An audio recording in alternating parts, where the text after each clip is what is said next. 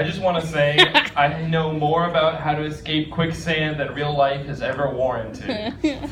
I always thought it would be useful information, but it wasn't. And it never will be. You know my name? Like, you know how there's like class clown, most fashionable, and all that in high school? Like, senior year? You know what mine was? The class grandpa. Because I, in fact, did wear cardigans, and I would always be eating Werther's Originals, and they'd make fun of me for it. Joke's on them. When I die, they're not going to get any of the inheritance. I went to Canada recently, and Canada is extremely beautiful. I mean, extremely beautiful. Great place. And it's not just because I had a bunch of gay sex there, but I go over the hill into Vancouver, and it's absolutely mesmerizing until I see a KFC, and that bubble of beauty is popped like a popcorn chicken right into my mouth. That's like, imagine you're making out with a beautiful woman, and you run your hands through her hair, and you know what you fucking find? You find a drumstick in her hair. What the fuck? It's not even a fried one. It's one of the baked ones. It's like the not good kind. Or you go to a stream, pretend the stream's in Canada, and you've been hiking all day, and you're super fucking sweaty, and you go, and it's this clear water, and you pull it up to your face, and you know what it is? It's fucking chicken skin. You're just rubbing chicken skin on your face, which admittedly, best part of the chicken, not here. What the fuck are you doing to me, Canada? What the hell? I've come to accept that I am an alcoholic, but it's okay because I'm a functioning alcoholic. I did 24 Jello shots last Friday, and I managed to get up and not be dead or go to the hospital. Jokes about alcoholics are not funny, but jokes about functioning alcoholics are. I know that's terrible. Recently on Twitter, Tony the Tiger's Twitter blocked a bunch of furries for making sexual advances, which makes perfect sense because that's a sexy fucking big cat. He can take you on a nice date. But it also makes sense that he blocked him because sexual advances from furries, ew. And you know what their response to that was? They went to Chester the cheetah and started to flirt with him. And that makes absolutely no goddamn sense to me because how is the next step down from Tony the Tiger, Chester the cheetah? Like, Tony the Tiger's a big, strong guy, and Chester the cheetah, he's a fucking crackhead. He's got those skinny little limbs, he's got that pot belly, which you get that from doing drugs, and he's always wearing those sunglasses. You know what those sunglasses hide? They hide crack eyes. I bet you his eyes are fucking bloodshot. He'll suck your dick to lick the cheese off your fingers. It's not easy being cheesy. I bet it's not, Chester. I bet it's not. I've been spending way too much money lately, and that's because I can't buy condoms by themselves. I go to a gas station and I have to buy other things. Because you know what? A person who buys just condoms, you know what that says? I'm just going to spend my whole day having a bunch of wild ape sex.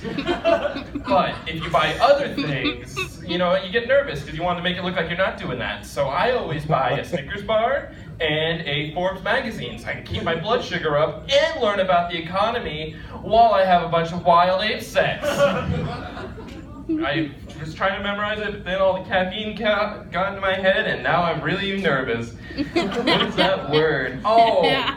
One of my biggest fears in high school was accidentally getting a girl pregnant, and my gay ass dodged that bullet. Now all I have to really worry about is getting super drunk and accidentally adopting a kid. It can happen to anyone. Be safe. Be smart. Don't leave the adoption papers next to your bed.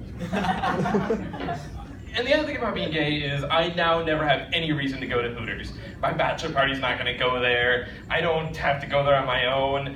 Except I really want to know what the inside of a Hooters is like. Like, what's going on in there? So my thoughts are, I have to befriend a lesbian, and I have to take her there for her bachelorette party. That's the only thing that makes sense to me. And both of us are going to be very uncomfortable, but we both will have had the experience of going to a Hooters. That's one more thing crossed off my list.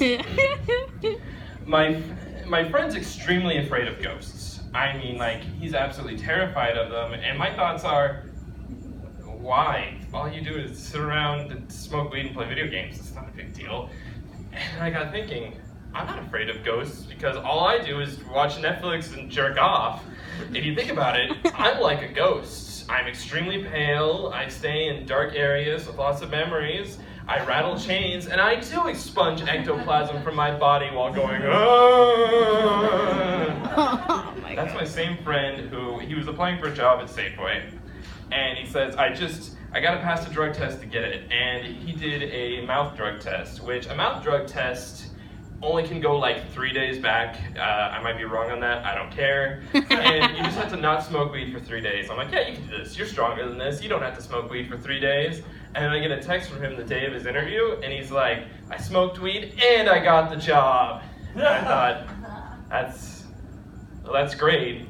I didn't want to tell him that he was like dependent on it because he would like unleash some stoner math on me. You know, A squared plus B squared equals THC squared. So if I smoke 3/4 of a joint at 8 and the rest of it at 9:30, I can pass this drug test. It makes perfect sense. I did a drug test recently, and to get a job at Fred Meyer's. And if you're wondering how my job at Fred Meyer's is going, yesterday I asked my supervisor to take my box knife and to stab me repeatedly in the gut. And I realized, oh wait, you're right-handed, don't use mine, that's not safe, because I have a left-handed box cutter. Working at Fred Meyer's has just crushed my goddamn soul. I work the meat slicer, and the meat slicer is just, people are so particular about their meat, and you'd think, one of my fears about it is I'm going to cut my fingers off, and I'm going to be lying there, and I'm going to be screaming out and bleeding and just shooting blood everywhere, and I'm going to hear a customer go, "Could you make it a little thinner?" Or the weird thing is, it's a bunch of older gay men will not stop watching me while I cut their meat. So I kind of start to cut the meat like a little more aggressively to send a message to them, and they just start to moan and go, "Oh yeah, faster, do it, deli boy, do it." And I just think, oh, it's not good. It's not good at all. And so, and I had to cut something that I'd never seen before in real life before, and that's head cheese. Does anyone know what head cheese is? Okay, so you guys know that it's the parts of the cow head that they don't want to waste, and they put it in cow jello, and it's like this disgusting clear mosaic. And it smells awful, and it looks awful, and the only people who get it are old people who look like they're still mad that the Nazis lost. Why are old people so fucking entitled? I have no goddamn clue. I had another Fred Meyer joke. Let me look. At 8 o'clock, I hate telling you this because you're all going to come to my work, and you're all going to bother me about it. At 8 o'clock, the deli case goes half off. And it's like a fucking full moon, but instead of werewolves, it's old people who want fried chicken for cheap prices. I'm starting to think that the way to like keep young or keep alive forever, pay attention, Jacob, the way to keep young forever or keep old forever is fried chicken and being cruel to deli workers. Thank you for taking that down. There's this one man who comes in, I think he's in his 50s. And he always wears the same goddamn cardigan with no shirt underneath, and the buttons are screaming. I can tell he's coming because I can hear the buttons from across the store.